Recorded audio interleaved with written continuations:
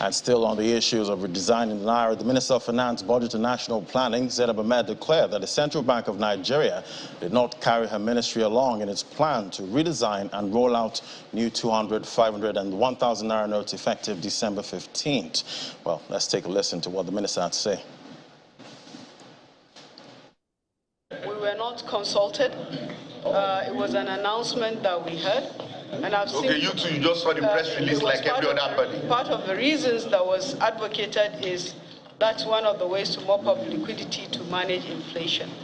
But there are also consequences that we're also looking at. What would the consequences be? There will be some benefits, but there will be some challenges. And I don't know whether the monetary authorities have actually looked very closely as to what the consequences are and then how they can be mitigated. So I still advise that you have that discussion with the monetary authorities, not as the fiscal authority.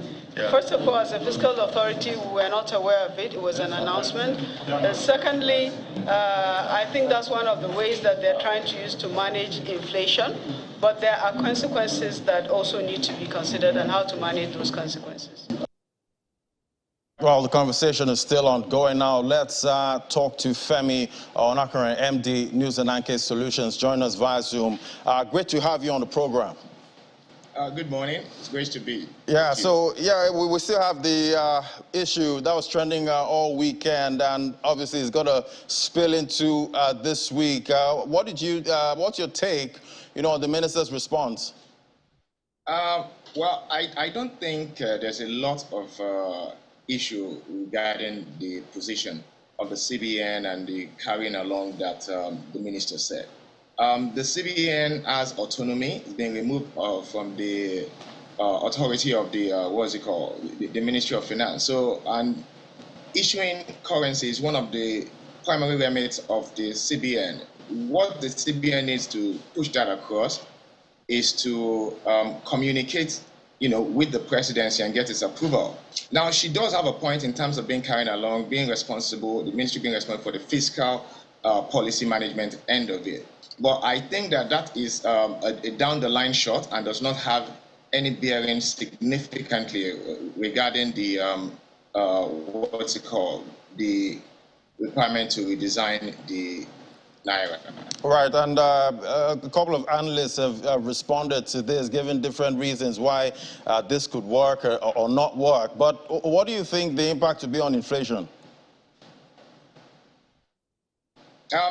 The good thing about this is that one, it's a left-sided approach, a left-side strategy to managing inflation. We have a serious liquidity problem.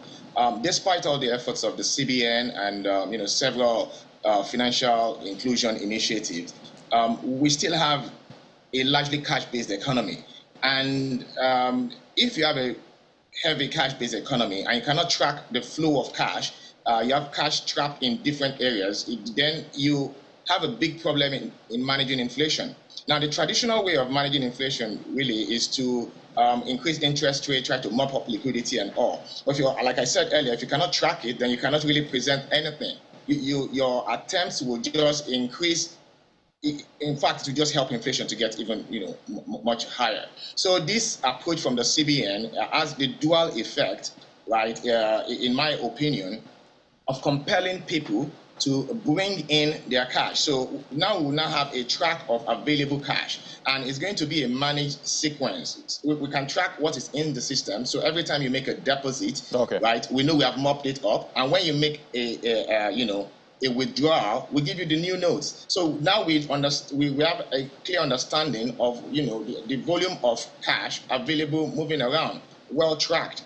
And I think that is a laudable cause. The other part is it creates some form of demand, right, for the Nairas, just stemming inflation, at least in the short run, while other monetary policies kick in and, the MPR decisions also kick in. All right, thank you so much. That was Femi Onakaran, MD, News and Anchor Solutions Limited. Thank you for your perspective on the show.